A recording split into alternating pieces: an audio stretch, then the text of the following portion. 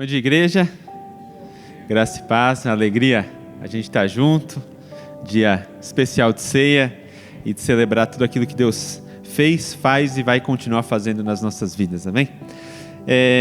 Eu vou começar essa pregação com um testemunho, né? Alguns dos irmãos já sabem. Eu gostaria muito que a Tainá estivesse do meu lado para contar junto comigo, mas ela está atrapalhada lá com o Benjamin, nosso recém-nascido, e a gente tentou se organizar para ela estar um pouco mais cedo, mas ela não conseguiu chegar antes. Mas é importante que eu conte esse testemunho porque ele tem tudo a ver com aquilo que eu vou ministrar, né? A gente passou agora esse mês de julho, né, de férias, e a gente, claro, tentando se organizar com 3 crianças pequenas, né, que a gente tem. Eu tenho, para quem não sabe, eu tenho a Cecília de 6, que estava aqui, o Levi de 3, também está aqui, um loirinho cacheadinho, e a gente tem um de 3 meses, 2 meses e pouquinho, está completando 3 meses agora, que é o Benjamin. E aí, por conta, né, as férias da escola dos meus mais velhos e o fato de eu estar trabalhando normalmente, né, a gente sempre tem que tentar encadear um pouquinho, né, essa agenda das crianças nessas férias escolares, quando os pais não estão de férias, né? E todo mundo que tem filhos, né, já viveu, né? Quem tem filhos pequenos está vivendo isso com certeza na pele. E aí a gente tenta se organizar um pouco, né? A minha sogra tem um sítio pequeno no interior de São Paulo e a gente de vez em quando se esconde lá, principalmente quando tem esses eventos. E aí a Tainá estava nesse mês de julho passando boa parte da semana lá nesse sítio. Aí meio que quando terminava, né, a semana de trabalho eu dava uma corridinha para lá e a gente voltava todo mundo junto para eu conseguir pelo menos estar com as crianças aqui na igreja no domingo. Na penúltima semana de férias, né, era uma quarta-feira, isso deve fazer umas 2 semanas e meia, né? Eu estava numa reunião e o meu telefone tocou, né? E eu vi que era a Tainá. E normalmente quando eu estou em reunião, hoje em dia a gente faz muita reunião online, né?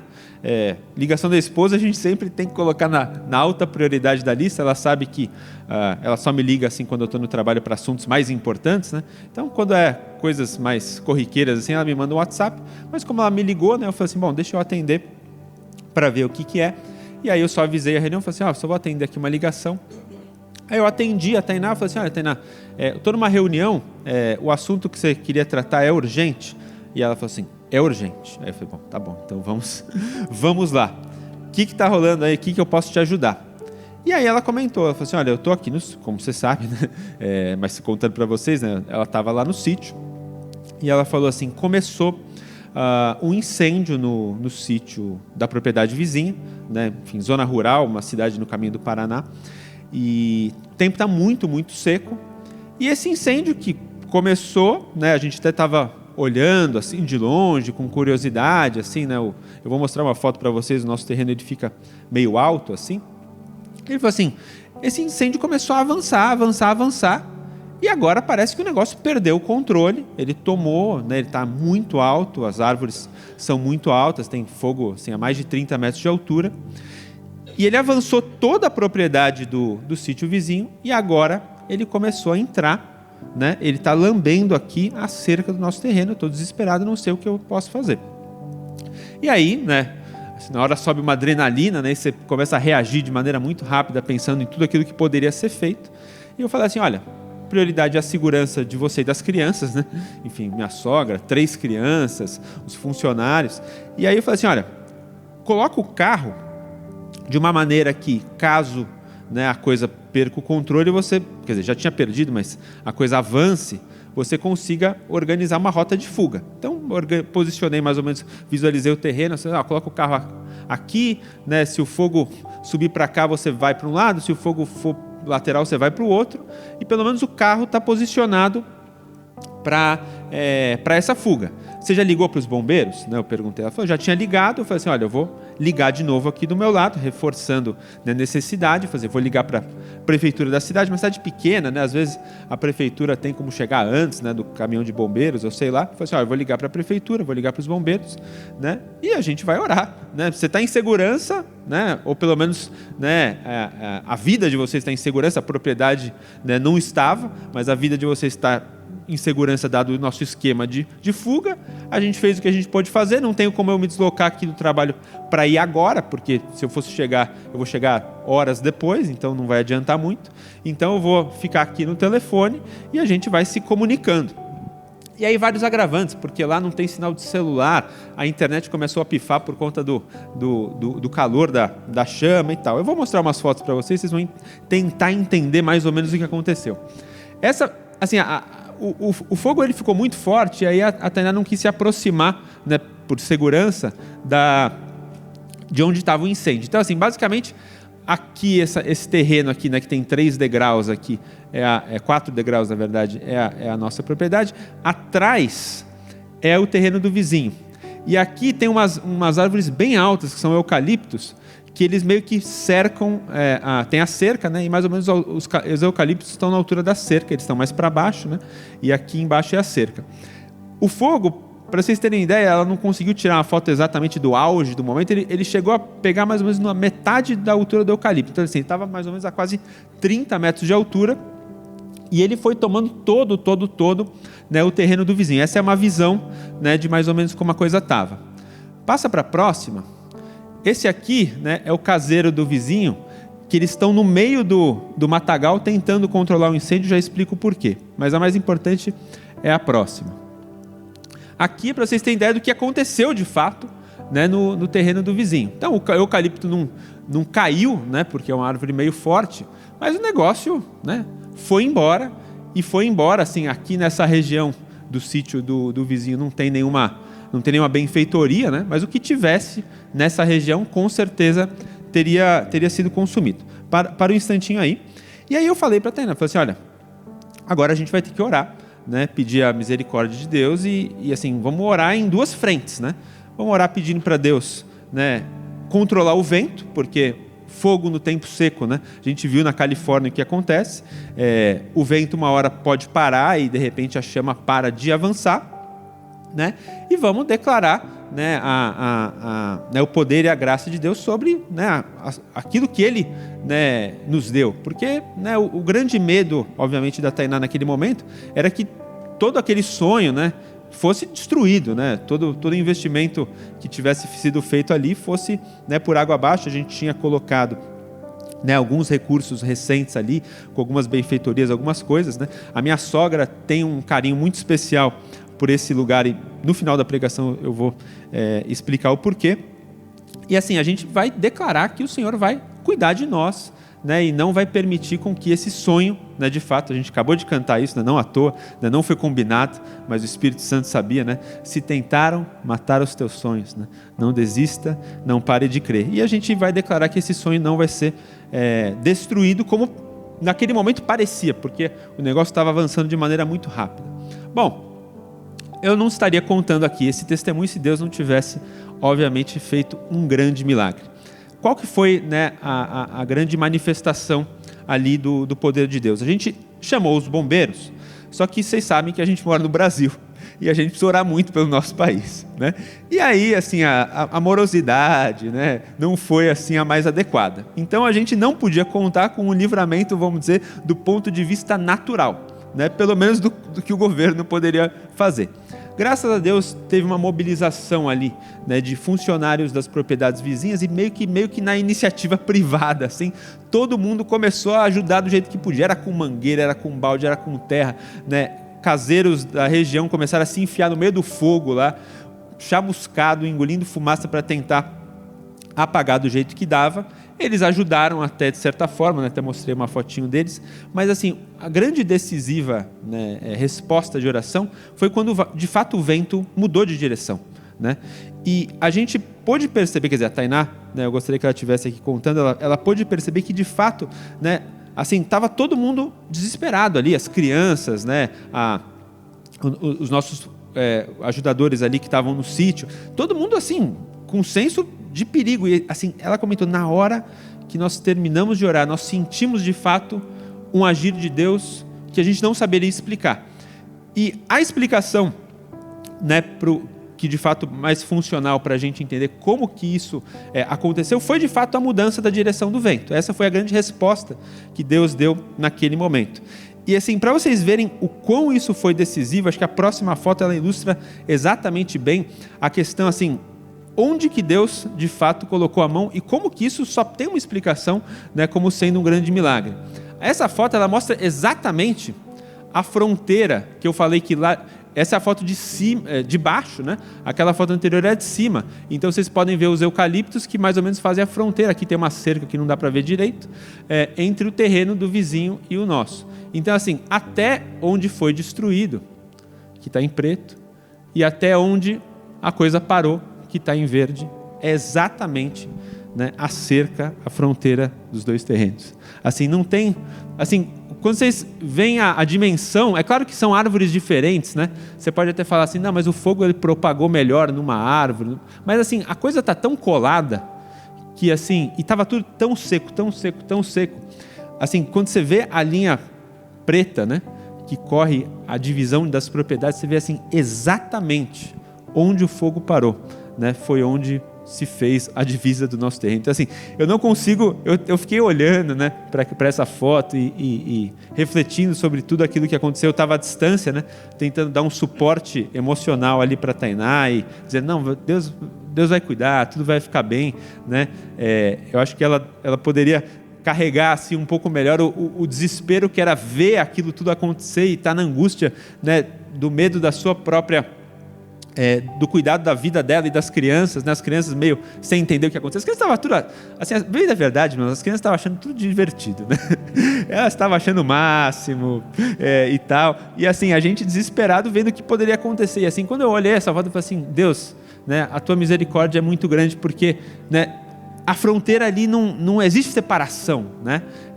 Assim, realmente Deus colocou a mão e falou assim, olha, daqui, né, dessa cerca, né, não vai passar, né, pela misericórdia do nome dele. Então, né, a gente obviamente testemunha, agradece, né, o poder de Deus. A gente recorreu a alguns irmãos, né, eu não consegui me comunicar com a igreja toda porque foi tudo muito rápido, né? Alguns irmãos viram, né, o nosso pedido de oração.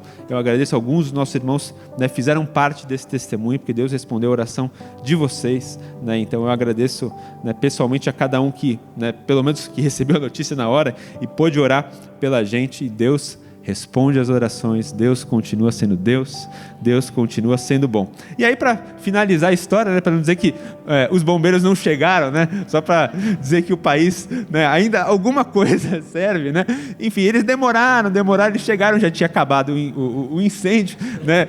O vento já tinha, né, sido tocado ali pela mão de Deus. Os caseiros lá saíram lá engolindo fumaça até não poder mais, mas aí os bombeiros chegaram e as crianças se divertiram, né? Então pelo menos foi isso, né? Assim, o Levi é apaixonado por caminhão, assim, ele estava numa alegria, e ele acha que foi o bombeiro que salvou. Eu não contei para ele, eu falei que foi Deus, mas eu deixei algum mérito para o bombeiro, para o Levi ficar feliz, mas assim, foi muito especial, até esse cuidado, né, Deus tem com a gente, né, de cuidar da nossa casa, de cuidar da nossa família. Então, realmente esse é um testemunho maravilhoso daquilo que Deus continua fazendo, né, e do cuidado dele, né, até as crianças puderam ter a sua alegria ali, viver a sua aventura e viver também o seu milagre, né, porque elas também estiveram envolvidas nessa oração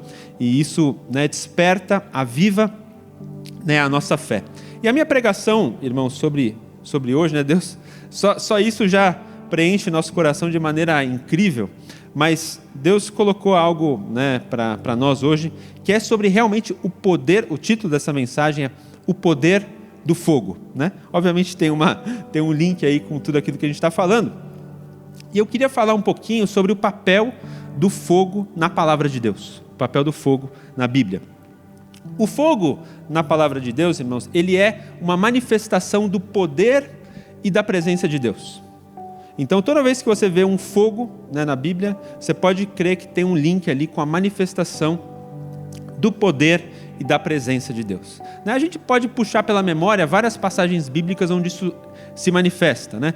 Tem aquela passagem clássica, né, da sarça ardente, quem conhece ela, né? Quando a Bíblia fala, né, que Moisés ele teve o primeiro grande encontro dele com a glória de Deus, onde ele viu, né, uma um arbusto, né, uma sarça em chamas, mas a grande questão ali que era a chama não consumia a sarça, era uma chama constante, né, presente, santificadora, né, e ele tem ali a grande revelação da identidade de Deus. É naquela passagem que Deus revela para Moisés o seu nome, né, o grande eu sou.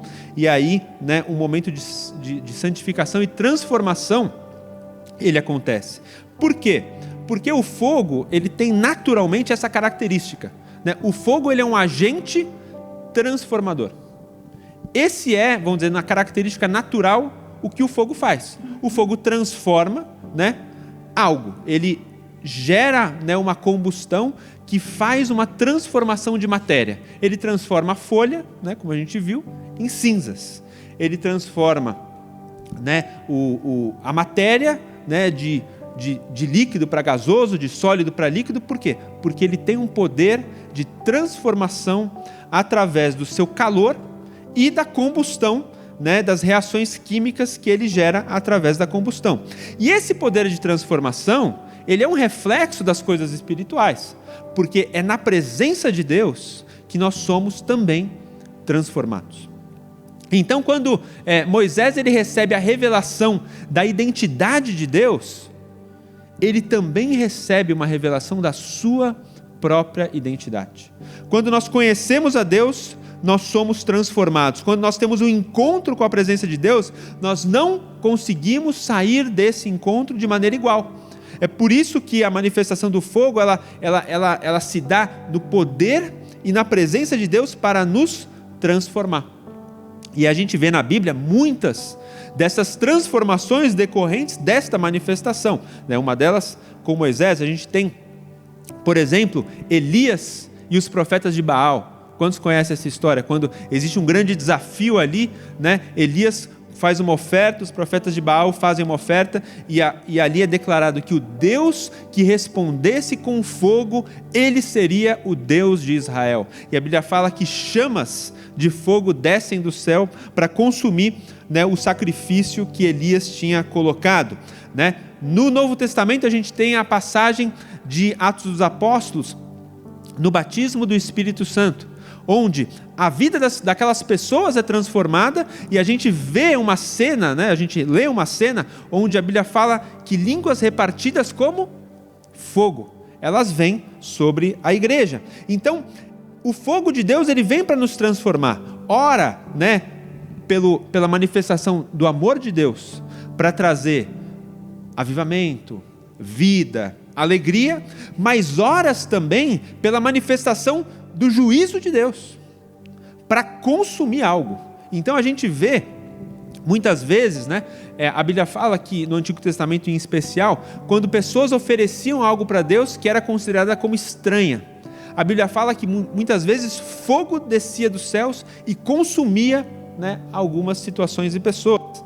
Então esse poder da presença de Deus, ele pode também se manifestar com juízo para consumir algo, mas como o coração de Deus ele é amoroso, muitas vezes ele se manifesta, né, no poder do seu amor para nos transformar, nos aperfeiçoar, mas sempre nos santificar e nos purificar. E esse é o link que eu queria fazer aqui, né? Provérbios capítulo 17, versículo 3, é meio que a passagem tema do nosso papo de hoje. Provérbios capítulo 17, versículo 3, diz o seguinte: o fogo, ele prova a pureza da prata e do ouro, assim como o Senhor prova o nosso coração. Então, de novo, o fogo, ele prova a pureza da prata e do ouro, assim como o Senhor prova o nosso coração. O que essa passagem ela conta para a gente? Ela conta para a gente que nós precisamos receber esse fogo de Deus.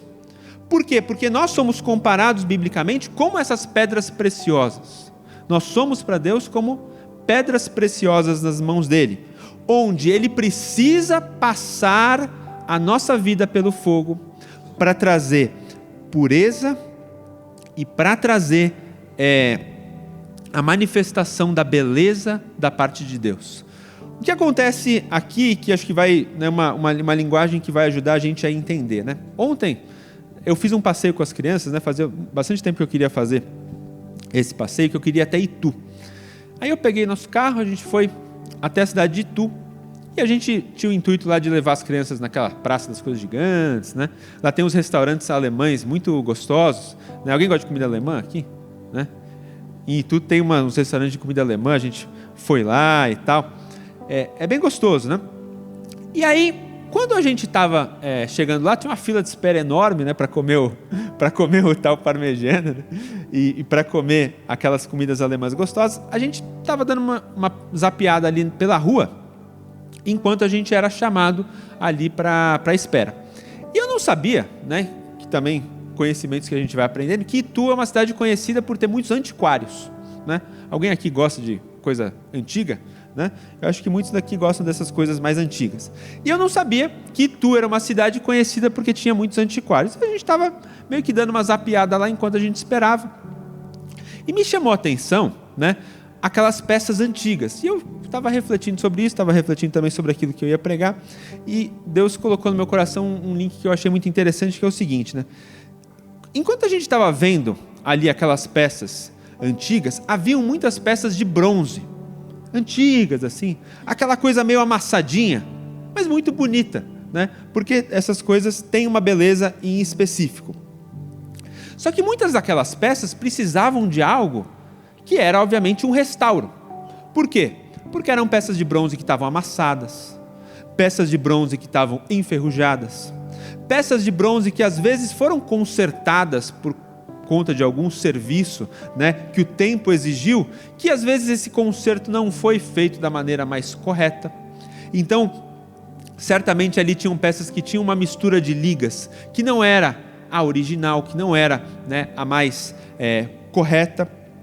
E isso fez com que algumas dessas peças precisassem passar por um processo de restauro.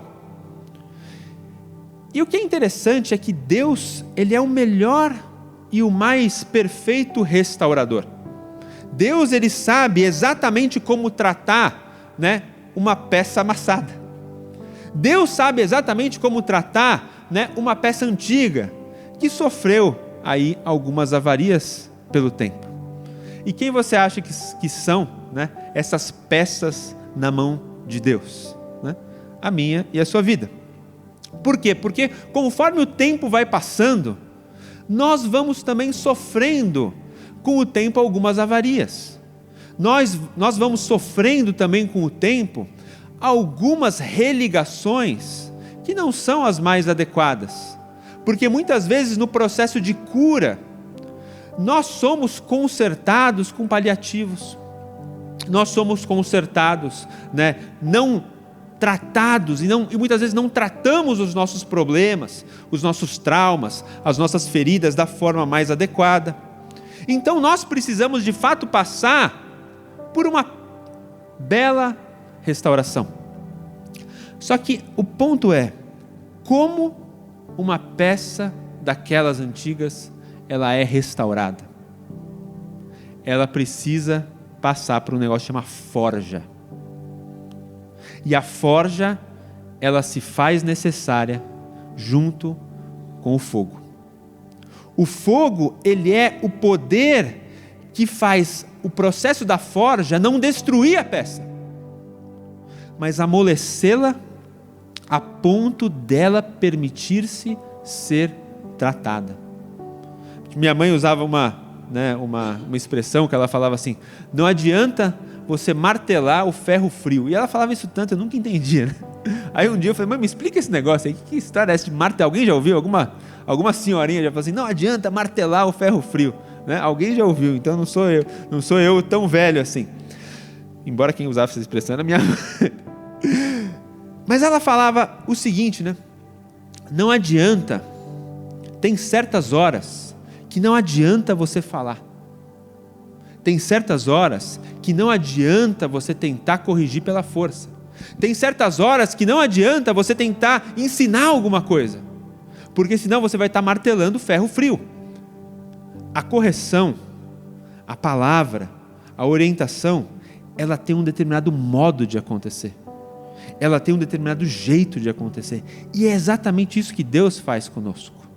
Deus permite muitas vezes que nós passemos pelo fogo de algumas provações, para que Ele possa nos ensinar coisas que não conseguiríamos fazer, coisas que não conseguiríamos entender, se não tivéssemos passado por uma ou outra dificuldade.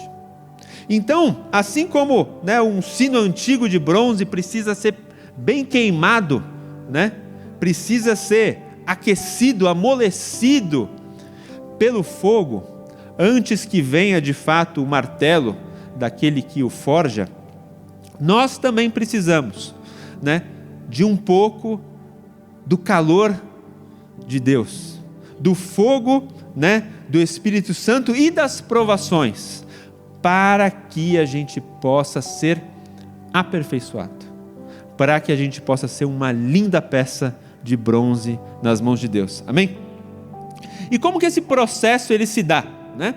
O primeiro processo, que ele acontece quando a gente vai ser restaurado, que esse é nosso intuito, é a gente permitir ser restaurado pelo Senhor, ele é um processo de remoção de impurezas, porque para que a gente possa ser restaurado, para que a liga de bronze do nosso coração, ela seja pura, ela não pode estar contaminada por impurezas, ela não pode ter materiais espúrios, ela não pode ter ligas inadequadas, ela não pode ter nada que não seja precioso. Tem uma passagem que eu gosto muito, que está em Filipenses capítulo 3, versículos 12 a 14. Filipenses capítulo 3, se você puder acompanhar comigo, versículos 12 a 14, ele fala um pouco do nosso sentimento para quando a gente passa por esse tipo de tratamento. Então, Filipenses 3, 12 diz o seguinte: não estou dizendo isso, Paulo falando, dizendo que eu já obtive tudo, ou que eu já alcancei a perfeição, mas eu prossigo, a fim de conquistar essa perfeição para a qual Cristo Jesus me conquistou. Não, irmãos, eu não a alcancei, mas concentro todos os meus esforços nisso. Eu me esqueço daquilo que está para trás, e eu olho para o que está adiante. Eu prossigo para o final da corrida, a fim de receber o prêmio celestial, para o qual Deus nos chama em Cristo Jesus. Amém? O que essa passagem, irmãos, fala para nós dentro desse contexto? O fato de que nós não devemos ficar excessivamente concentrados em olhar para trás, em olhar para todo o nosso processo de dor que nos fez chegar até aqui. Porque muitas vezes a gente cultiva um pouco a dor. Muitas vezes a gente olha para os nossos traumas, para as nossas mágoas, para as nossas dificuldades, e parece que a gente se apega a isso. Você já viu alguém que é apegado aos seus próprios problemas? Tem gente que parece que gosta dos seus próprios problemas. Parece que tem gente assim que, se você curasse a dor dela, parece que a pessoa ia ficar meio vazia, porque ela gosta tanto de se apegar naquele trauma, assim, justificar as suas dificuldades com base no trauma dos outros, com base naquilo que ela sofreu, que às vezes, se ela fosse de fato curada e restaurada, tem gente que ia ficar meio vazio, assim, porque gosta, E o que a Bíblia está falando aqui para nós, Evidentemente, irmãos, que nós passamos, com o decorrer do tempo, nós vamos sofrer decepções, dores, ninguém precisa profetizar para você que você vai ter problema, embora a Bíblia fale, no mundo, se prepara, porque no mundo você terá uma ou outra, algumas aflições, a gente não precisa ficar pedindo, porque elas de fato vêm, as intempéries da vida, e tudo mais. Mas o que o Senhor nos ensina, é que nós não fiquemos apegados a isso, olhando sempre para trás, e olhando para essas situações como se fosse aquilo que a gente devesse se apegar. A Bíblia fala o contrário, que a gente tem que se desapegar desse passado e olhar para frente, olhar para o alvo, olhar para aquilo que Cristo tem, né, para nós, porque Deus, Ele não tem como, é impossível. Deus, Ele pode todas as coisas, mas tem algumas coisas que Ele não fará. Ele pode todas as coisas, mas tem algumas coisas que Ele nunca vai fazer. E tem uma coisa que Ele não vai fazer, é dar uma rebobinada na fita do seu tempo e mudar o seu passado. O nosso passado já está escrito. Deus até poderia, né? Ele parou o sol, né, uma vez ali, numa batalha de Josué, né? Ele podia, em vez de parar, fazer voltar, né? Ele podia fazer voltar e falar assim, não, mas aquela dor eu queria reviver, né? Eu queria, na verdade, viver de uma forma diferente, né? Então, ele poderia voltar no tempo, né? Virar o relógio, mas ele decidiu por não fazer isso. Então, ele decidiu, na sua soberania, que o nosso passado, ele vai continuar sendo nosso. Mas a grande questão é que ele pode mudar, e ele quer mudar, e ele vai mudar a forma como nós nos relacionamos com esse passado. Porque o passado pode até existir, mas ele não vai ser mais para nós, né, uma marca de dor, mas ele vai ser um testemunho daquilo que Deus pode fazer através da minha e da sua vida. O passado até ele pode existir, mas ele não vai ser mais, né, um ato de lamento, mas ele vai ser algo que Deus vai usar para trazer testemunho para a glória do nome dele. Então ele permite com que a nossa vida e o nosso passado se mantenham, mas a forma como nós nos relacionamos com ele, essa sim vai ter que mudar. Tem uma outra passagem que diz muito a respeito disso que a gente está falando, 1 Coríntios, capítulo 3, porque às vezes a gente se pergunta assim, Deus, mas o Senhor é bom, né? Mas beleza, eu sei que a gente precisa ser forjado e o fogo precisa, né, se manifestar, mas precisava mesmo ser assim, né? 1 Coríntios capítulo 3, versículos 12 a 15, fala um pouco mais a respeito do propósito para o qual Deus precisa que de fato a gente passe por esse nível de provação de fogo, né? 1 Coríntios 3, versículos 12 a 15 diz o seguinte: aqueles que constroem sobre um alicerce, eles podem usar vários tipos de materiais. Isso aqui é uma referência, irmão, sobre a construção da nossa vida. Aqueles que constroem sobre um alicerce podem usar vários tipos de materiais. Podem usar ouro, prata, pedras preciosas, né? Isso aqui tudo está falando sobre as corretas construções. Aquilo que de fato a gente precisa investir e construir na nossa vida. Ouro, prata e pedras preciosas. Mas também pode ser madeira, feno e palha, né? A história, quem conhece a história dos 3 porquinhos, acho que todo mundo conhece, né? Todo mundo conhece, sabe bem, né, qual é o material que é resistente ao sopro das dificuldades. Qual o material que é resistente ao fogo das provações. Então você pode construir a vida com ouro, prata, pedras preciosas, mas também você pode edificar com madeira, feno ou palha.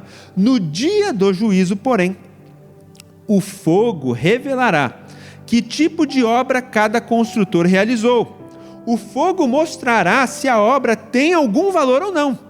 Se ela sobreviver, o construtor receberá a sua recompensa. Se ela, porém, se queimar, o construtor sofrerá grande prejuízo, mas no fim será salvo como alguém que é resgatado no meio do fogo. Amém? Olha aqui quão preciosas são as promessas de Deus para nós. Ele está dizendo o seguinte: você é o construtor e você está edificando a sua vida, você está lançando os alicerces sobre a construção da sua própria existência. Você pode construir com coisas que duram a eternidade, com coisas que perduram, com coisas que são resistentes, coisas que não vão ser facilmente roubadas ou destruídas. Aqui no caso ele está citando ouro, prata e pedras preciosas. Mas você também pode fazer o que é mais fácil, porque afinal de contas é muito mais fácil você construir com madeira, com feno ou com palha. Na Bíblia, um detalhe, né? Madeira, feno e palha são símbolos do homem. Ouro, prata e pedras preciosas são símbolos dos valores eternos do reino de Deus. E os símbolos do homem, eles são assim colocados porque eles são justamente efêmeros. Eles podem ser consumidos, eles podem ser destruídos. A gente viu o exemplo lá, né? Construções podem ser destruídas. Elas não são resistentes às provas. Elas não passam pelo fogo, elas não têm valor para a eternidade. Mas a gente pode ser mais inteligente e optar por construir a nossa vida, edificar a nossa vida naquilo que de fato é eterno, né? Jesus mesmo, ele fala, se não me engano tem Mateus capítulo 6, que ele fala o seguinte, né? Não ajunteis tesouros onde os ladrões podem roubar, onde, né, a ferrugem pode corroer, onde o tempo pode levar, mas acumuleis tesouros para o reino de Deus, porque aquilo que você construir para o reino de Deus, nada pode abalar, não pode ser destruído. Então, o que o fogo ele tem como papel aqui, é purificar a nossa vida, é santificar a nossa vida daquilo que nós mesmos estamos decidindo construir, mas que é passageiro, é efêmero, é perda de tempo. E aí Deus está dando um toque, né? Dizendo assim, olha, eu sei que vai custar, você gastou um tempinho edificando, né, aquela palha, você gastou um tempinho, né, construindo aquele palacete de feno, mas eu preciso ensinar para você que isso não tem valor para a vida eterna. Então tem horas, irmãos, que o fogo ele precisa vir para de fato nos purificar, como a gente viu ali, né, em Provérbios capítulo 17, que fala assim, olha, o fogo ele purifica, porque na hora que o fogo vem, ele remove, ele separa. O fogo ele separa o que é ouro daquilo que é impureza, né? Se alguém já viu alguma coisa, alguma liga metálica queimando, né, no fogo, você vai ver que começa a borbulhar aquilo que não é precioso. Então quando o ouro é derretido, ele começa a borbulhar se ele tinha impureza, se ele tinha vapor, se ele tinha ligas não preciosas. Essa liga ela começa a ir embora, ela queima, e o que sobra? Sobra aquilo que é eterno. Então isso fala, irmãos, de tudo aquilo que nós precisamos de fato nos desfazer.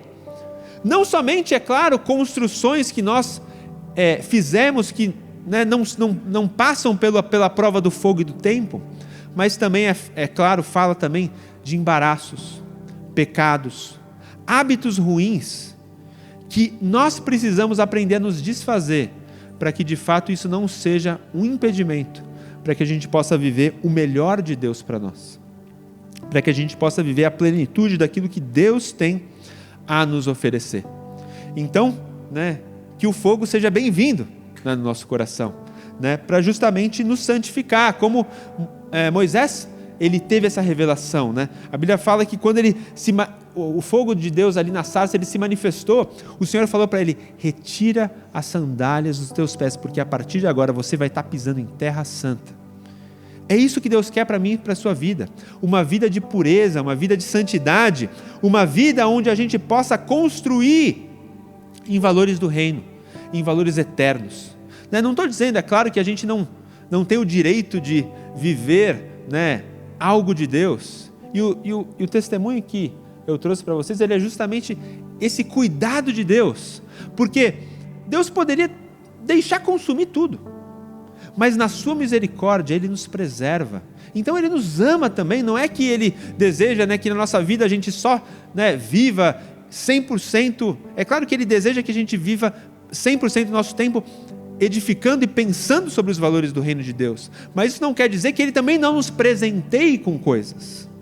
Ele deseja, como um coração de pai, nos abençoar, nos presentear, mas o que Ele quer é que o nosso coração esteja naquilo que é eterno, porque se em algum momento nosso coração se desviar, e ele passar a focar excessivamente naquilo que é natural, naquilo que é efêmero, aí talvez ele vai precisar com que o fogo do consumo dele venha sobre a nossa vida, para que sobre aquilo que é puro, sobre aquilo que é eterno, sobre aquilo que é precioso. Amém?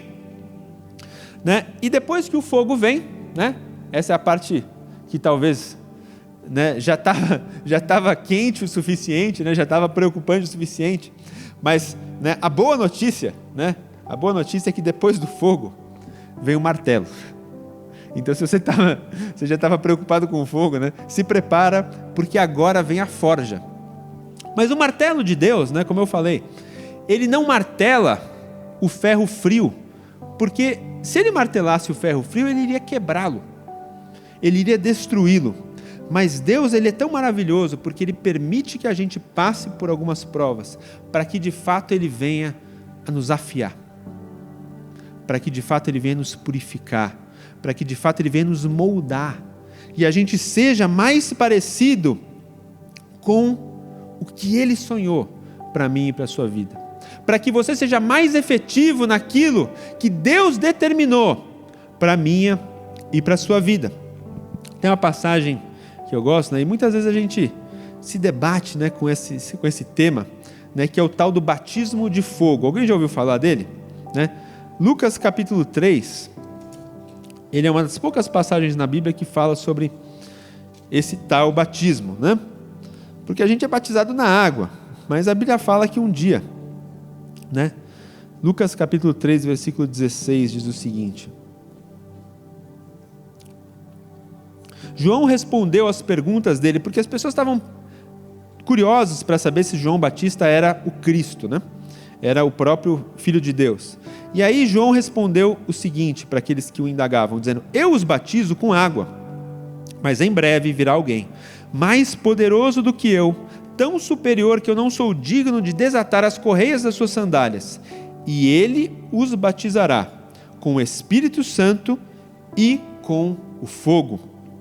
Ele já tem na mão, olha aqui, né, o que a gente falou sobre, né, a palha, ele já tem na mão a pá, e com ela ele separará a palha do trigo, a fim de limpar a área onde os cereais são debulhados. Juntará o trigo no celeiro, mas queimará a palha num fogo que nunca se apaga. Amém? Então, o batismo no fogo, irmãos, ele nada mais é claro que a gente poderia aqui, né, fazer aulas e mais aulas sobre esse tema, mas de maneira, né, simplificada para a gente entender dentro do contexto que nos cabe hoje, né, o batismo no fogo, ele é uma aliança que Deus faz conosco, que ela é forjada no meio das provações, porque a gente sabe que na amizade, né, na hora do bem bom, né, todo mundo é amigo, né, mas um relacionamento, um casamento, uma aliança societária de uma empresa, ela de fato ela é forjada no meio das dificuldades. Então, se você quer saber, né, quem é de fato seu amigo, se você quer saber de fato se o seu sócio, né, se seu funcionário, se seu chefe, né, no contexto de trabalho, ou se o seu parceiro, seu namorado, namorada, noivo, noiva, marido, esposa, eles são de fato fiéis. Essas alianças, elas são forjadas no meio da dificuldade. A Bíblia fala, né, que em todo tempo o amigo se ama, né? Provérbios, se não me engano, 17, capítulo 17, fala assim: em todo tempo o amigo ele se ama, mas na angústia é que se faz o irmão.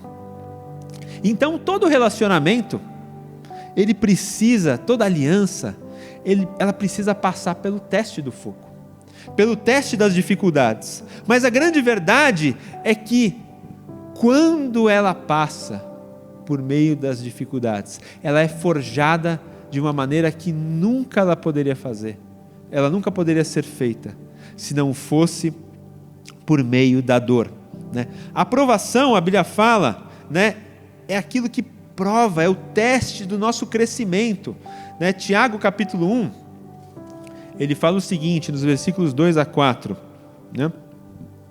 Meus irmãos, considerem motivo de grande alegria, sempre que passarem por qualquer tipo de provação, pois vocês sabem que quando a sua fé é provada, a perseverança tem a oportunidade de crescer. e é necessário que ela cresça, pois quando estiver plenamente desenvolvidas, vocês serão maduros e completos, sem que nada lhes falte. Ou seja, a gente se alegra com a dificuldade, não com a dificuldade em si, mas a gente tem que se alegrar com o fato da dificuldade ela nos provar, ela nos forjar, porque quando nós somos aprovados no teste, nós somos de fato aperfeiçoados. A minha filha recentemente ela mudou de escola, né? Agora, e ela estava muito preocupada. E ela falou assim, porque ela está saindo de uma escola que tem assim um cuidado mais da educação infantil, né? E ela está indo para uma escola, né? Que é uma escola que provavelmente, se Deus permitir, ela vai, né, ficar até o colegial, talvez, né, o ensino médio. E ela estava preocupada porque ela falou assim, não, mas agora vai começar a ter aquele negócio que o pessoal chama de prova. Eu falei assim, ela falou assim, eu não quero fazer prova, né? Porque os grandes fazem prova. E a escola aqui é legal, porque é tudo assim, né? A avaliação é subjetiva, é assim na pintura, é na moleza e tal. E aí a gente estava tentando explicar para ela, falei assim, olha, a prova, ela não é para te punir. A prova é para você ser aperfeiçoado. Porque se não tivesse a prova, você nunca ia testar a sua habilidade. Você nunca ia treinar a sua habilidade, você nunca ia se esforçar, porque você não está passando pela prova, você não está passando pela aprovação, né? E a mesma coisa aqui, irmãos, eu sempre falo que a prova, o martelo, né, de Deus, ele tem um poder de mostrar à tona, de trazer à tona aquilo que ainda precisa ser transformado no nosso coração. E se você, né, duvida disso, é só alguém te fechar na esquina, né? E ainda para ter um requinte de crueldade, né? Como já aconteceu comigo algumas vezes. E olha que eu tento ser cuidadoso, né? O motoqueiro quebrar com todo respeito aos motoqueiros aqui da turma, eu sei que tem alguns aqui, né? Mas eu sei que vocês não fazem isso, né? Que é cotovelar o espelho do amiguinho, né? Motociclista, não é motoqueiro. Motoqueiro não faz esse tipo de coisa. Marcão está me corrigindo aqui. O motoqueiro não faz esse tipo de coisa. Mas às vezes, irmão, se tem alguém motociclista aqui, também me perdoe, tá? Mas espero que você não cacete o retrovisor alheio, tá? Com perdão da expressão, tá? Mas se você quer ser colocado à prova, se você precisa ver, né, se no seu coração está reinando, né, o fruto do Espírito Santo, qual seria, né? O amor, a alegria, a paz, a paciência, a amabilidade, a bondade, a fidelidade, a mansidão e o domínio próprio. Você precisa ser provado.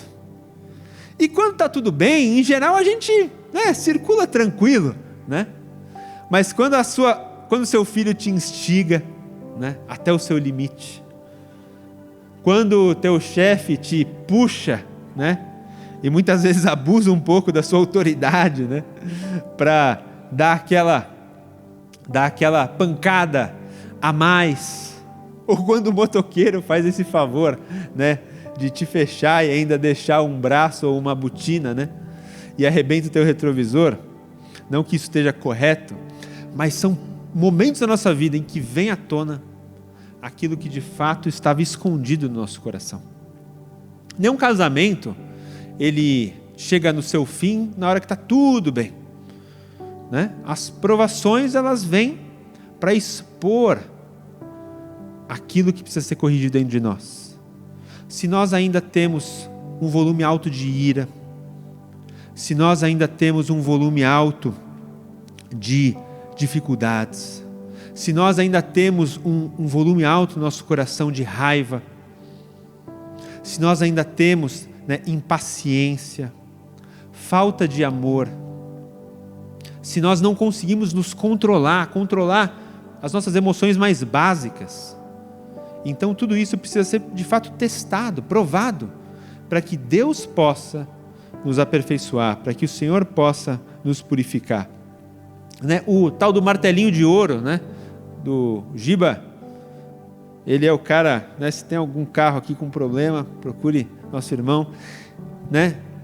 O martelinho de ouro, ele não esquenta a chapa do carro e ele não bate de fato com o seu martelo para machucar o seu carro, mas para deixá-lo lindo, para deixá-lo, né, sem nenhum risquinho, para deixá-lo de fato purificado, imaculado. Esse é o desejo de Deus. E a dor tem essa capacidade de transformação. Só que nesse momento, quando a gente sofre ela, a gente tem que de fato tomar uma escolha. E essa escolha, ela é muito clara, né? A vida de Jó, ela expõe isso de maneira muito boa, né? E os irmãos podem depois conferir o livro de Jó, que todo mundo conhece um pouco, mas assim, a Bíblia fala que Deus permitiu com que tudo de ruim acontecesse na vida dele. Tudo que você podia imaginar, né? Ele perdeu seus bens, ele perdeu seus familiares queridos, ele perdeu, né, a sua saúde, ele perdeu tudo que ele tinha. E a Bíblia fala que depois de perder bens, filhos e saúde, né, ainda restava uma esposa. E olha a palavra que a esposa de Jó fala para ele. A Bíblia fala assim: Jó, eu acho que está na hora de você amaldiçoar a Deus e morrer. Ou seja, entrega os pontos. Eu acho que já deu o que tinha que dar, de dor, de sofrimento. É quase como dizendo o seguinte, né? Não, de fato Deus, Ele é culpado de tudo aquilo que aconteceu na sua vida. Esse foi o conselho da mulher de Jó. Só que qual foi o posicionamento que Jó tomou? Ele falou assim: você fala como uma insensata, porque nós recebemos de Deus todo o bem e tudo de bom, e agora também nós receberemos as dificuldades, a dor, as provações. Deus deu e Deus tirou. Louvado seja o nome do Senhor. Então, são escolhas. A dor, ela vem, a prova vem, né, para minha filha ou para os nossos filhos, e você tem uma escolha. Você pode estudar e passar, ou você pode culpar a Deus e repetir de ano. A má notícia é que não vai deixar de ter prova no ano seguinte, pelo fato de você ter decidido por culpar a tudo e a todos. Mas quando nós escolhemos permanecer em amor e fidelidade, receber a dificuldade e aceitar a forja, nós somos aperfeiçoados, mas Deus nos restaura, porque Ele nunca desejou nos destruir. Ele nunca nos desejou fazer o mal. Então, quando Jó passa e ele entende, ele aceita aquela dor, e mesmo diante de acusações, mesmo diante de uma série de coisas, né, a única coisa que Deus queria, dentre muitas elas, né, talvez a mais importante, não sei se é a única, mas a mais importante era aperfeiçoar o coração dele, para que o seu próprio sucesso não permitisse que o seu coração ele fosse orgulhoso. Então, na hora que ele aceita aquilo e ele se diminui diante do Senhor, Deus permite que ele seja restaurado, não igual ele estava, mas em dobro. Essa que é a grande mensagem do amor e da misericórdia de Deus. Quando nós aceitamos a correção, Ele permite não só que a gente seja restaurado naquilo que a gente permitiu, aceitou e reconheceu que precisava ser consumido, mas Ele nos dá e Ele nos devolve dupla honra, dupla alegria. Jó, ele recebeu de Deus o dobro de bens, o dobro de filhos, não digo o dobro de esposas, aquela que ele já tinha já era problema suficiente, mas ele recebeu aquilo que de mais importante ele poderia receber, que era de fato dizer: antes eu conhecia o Senhor de ouvir falar, mas agora os meus olhos o veem, o contemplam. E é isso que Deus deseja, né, para a nossa vida. Para finalizar, eu gosto muito de sempre usar essa frase: diante da dor, Deus continua sendo Deus, e Deus continua sendo bom. Última passagem que eu quero ler com vocês, Hebreus capítulo 11, versículos 17 a 19. Essa passagem é muito importante para a minha família.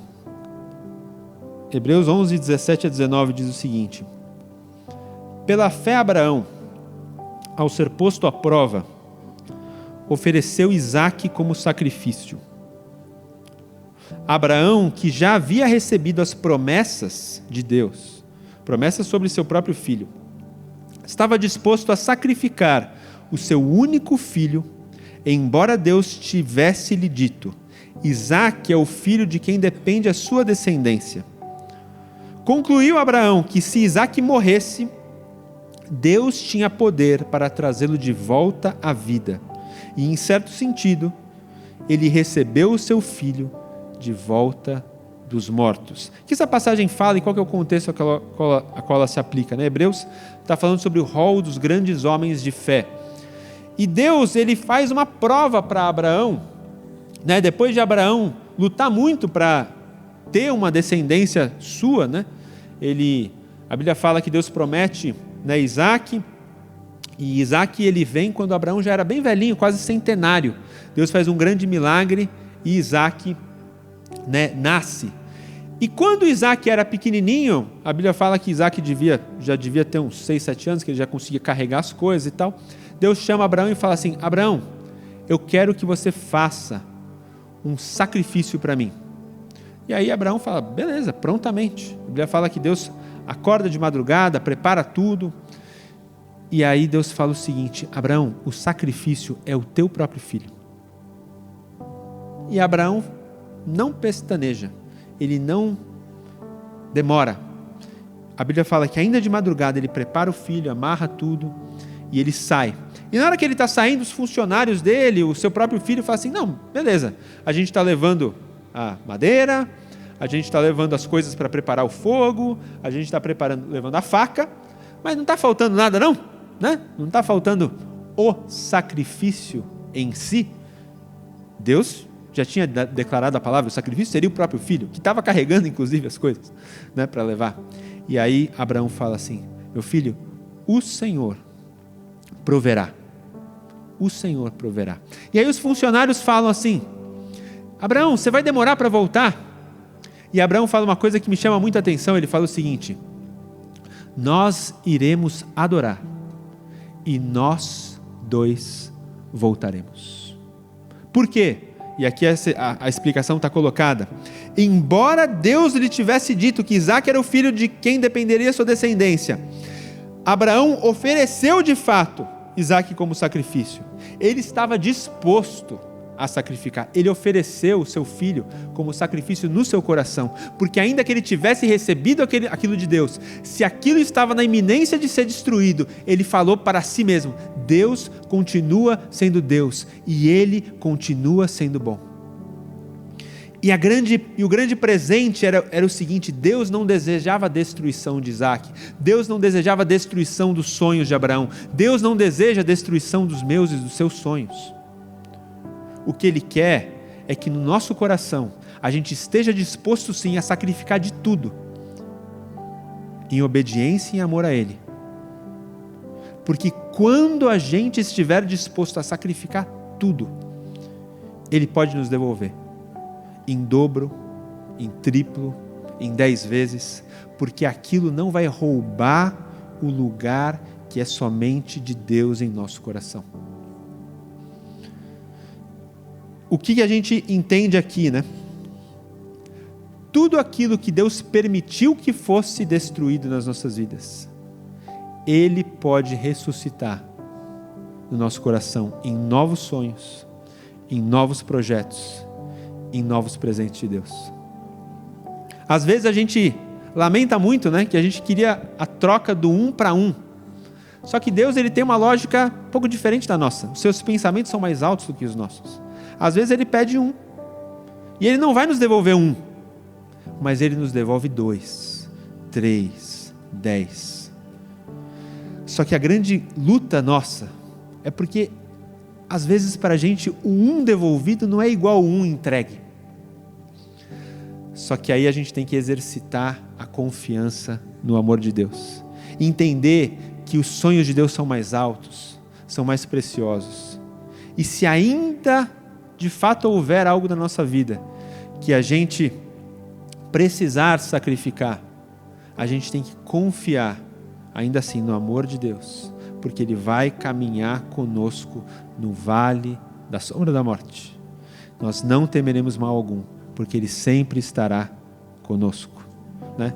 O que torna o resultado final, né, do testemunho, para eu fechar aqui não só a palavra, mas também fechar esse testemunho, essa propriedade que a gente, né, teve, ela foi construída, né, no meio talvez da maior dor, né, a maior luta que eu e a minha esposa já tivemos, né? A gente recebeu, né, o tempo do nosso, o início do nosso anos 2016 até 2019, para nós, da nossa família, foi um tempo muito dolorido em família. Nós sofremos, de fato, muitas e muitas perdas nesses anos entre 2016 a 2019. Eu perdi muito, né? Até lembrou um pouquinho a nossa querida Vitória, que na hora do pastor João, que perdeu, né, o pai essa semana, né? Eu perdi a minha mãe assim muito rapidamente. Ela estava saudável, de repente, pum, ela teve um infarto fulminante, faleceu na véspera do nosso casamento. E aí, eu e a Tainá nos casamos, né?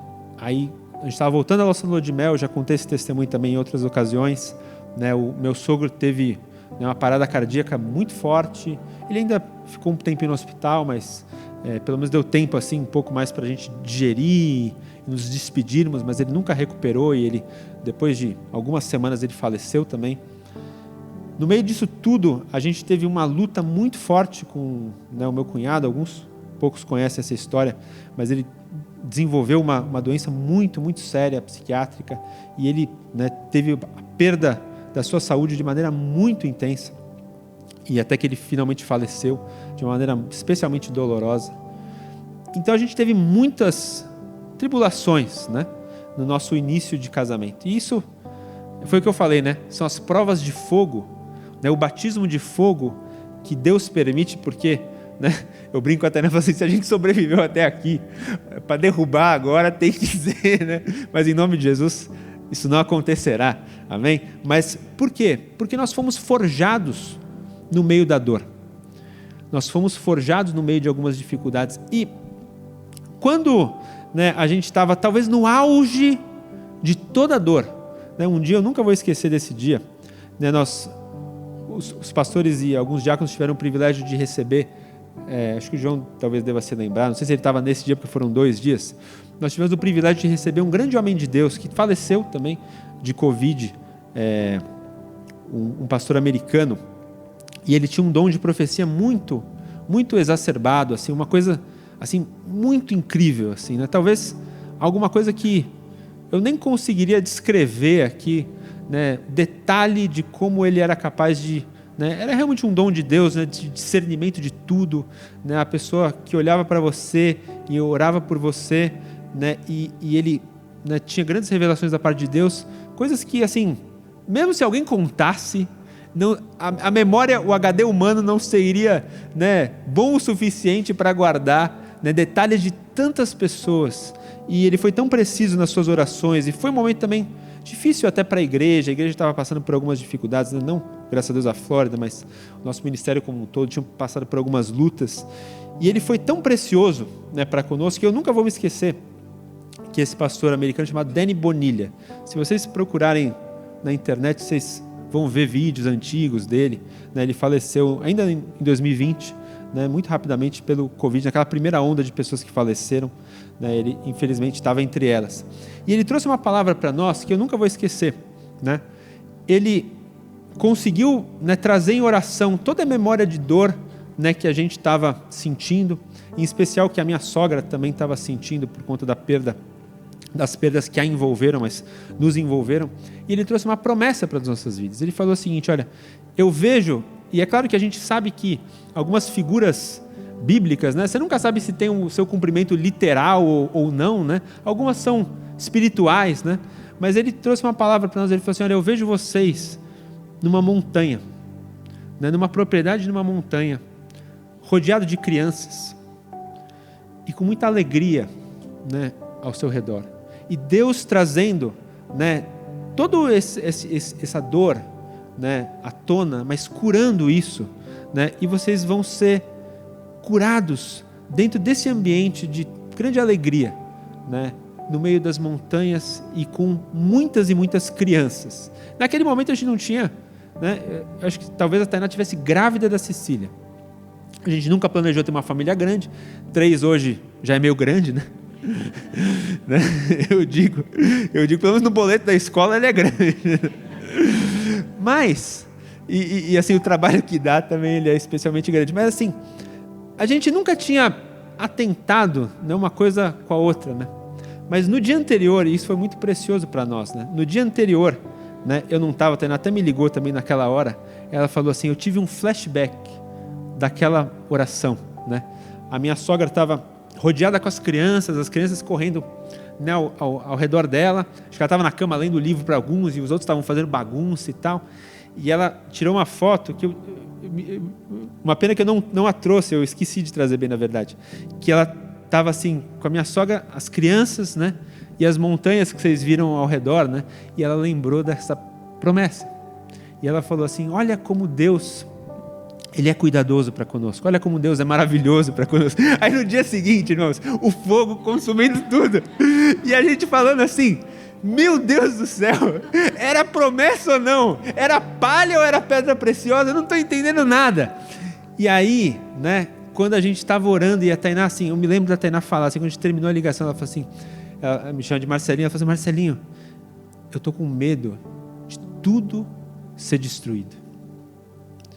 E aí a gente orou, falou assim, olha, a gente já viveu de tudo, mas Deus continua sendo Deus, e Ele continua sendo bom, ainda que Deus destrua tudo. Eu não sei, não tenho como dizer, eu tenho como preparar vocês para ficarem em segurança, mas se alguma coisa for consumida, Deus traz em dobro. Essa certeza nós temos. Se Deus permite que a gente passe por alguma dor e dificuldade, não é para nos destruir, não é para acabar com a nossa vida, não é para que a gente se lamente a vida toda e fique culpando um Deus mau, mas é para nos aperfeiçoar, para nos dar fim e esperança, porque Ele continua sendo Deus e Ele continua sendo bom. Ele pode ressuscitar o teu Isaac, Ele pode parar o fogo, parar o vento, Ele pode permitir com que tudo seja consumido para depois te dar algo melhor. Eu não sei, os caminhos de Deus são mais altos do que os nossos, os caminhos de Deus são mais preciosos que os nossos, mas tudo que Ele pede de nós é confia, porque eu nunca deixei de cuidar de você como filho. Ele te ama. E o resultado final de toda essa restauração é para que você seja uma linda peça de bronze, amém? Que ressoe, que brilhe e que glorifique o nome de Deus com tudo que você é e tudo que você faz, amém? Deus abençoe você, em nome de Jesus.